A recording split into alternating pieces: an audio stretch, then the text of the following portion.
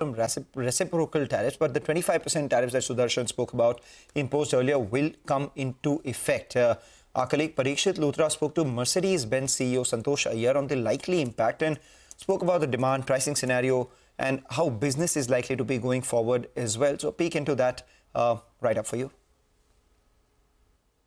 The biggest impact will be for components because, there is a lot of components exports to the US. There are a lot of supplier ecosystem based out there.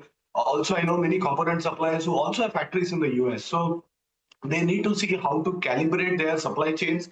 And you made the right comment. This puts inflation up. This puts pricing up, not only for consumers in the US, but also with supply chains getting distorted. There may be an adverse impact on the pricing even for cars in India. Right. So you are saying that there could be a price increase all across the world, including for the India market as well. Now, in terms of negotiations going forward, and actually before I ask you about the negotiations, the global tariff situation, and we believe that the Trump automobile tariffs are here to stay. They may not be paused immediately anytime soon.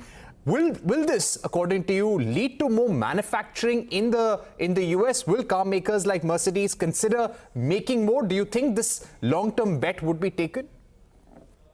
As I said, I cannot comment on the global strategy, but in general, we even today have a plant in Tuscaloosa. We make 300,000 cars there.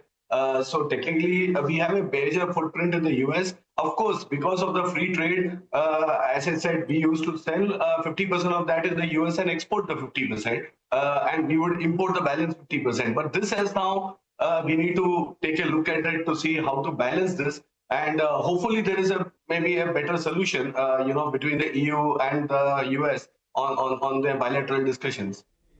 Right. Now, in terms of negotiations between India and the United States, India and EU, what do you think would be the best way forward in terms of reducing automobile tariffs? There is one view in the government that auto tariffs are getting highlighted a lot in bilateral trade conversations, and there is a need to bring them down. The industry does not want any major tariff reductions suddenly overnight. What would be your view and the best way forward?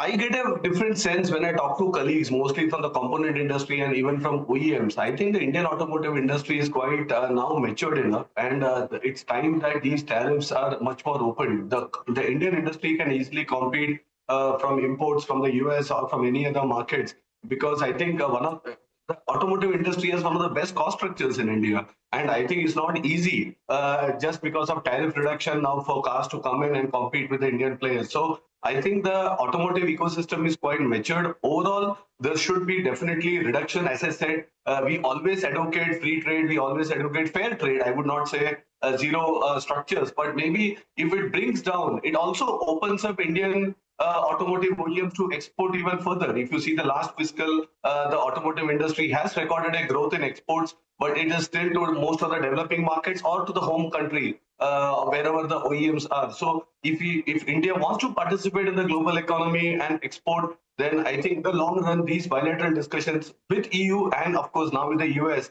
should help to bring down tariffs both ways. And that should overall help the economy and also drive more manufacturing.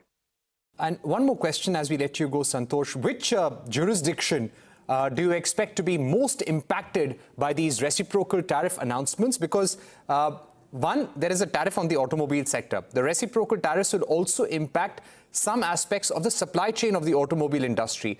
Which parts of the world and your markets do you expect to be the worst hit in the coming months?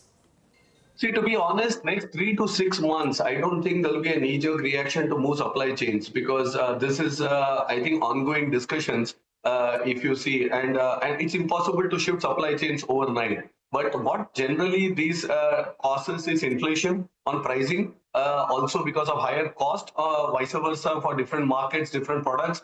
And that gets impact, and the consumer ends up paying, which may have an impact on the demand, because when the car prices goes up, definitely the demand for sure may be impacted as well. So that's a cyclic effect. In the long run, let's assume it continues for a couple of years and there is no change in stance. Then, of course, as OEMs and as business houses, they will have to see how do we now optimize the supply chain and which is the most important market and how do we optimize. But short run, it's more inflationary driven, and actually there would be a wait and watch to see the final outcome, then already reacting to supply chains.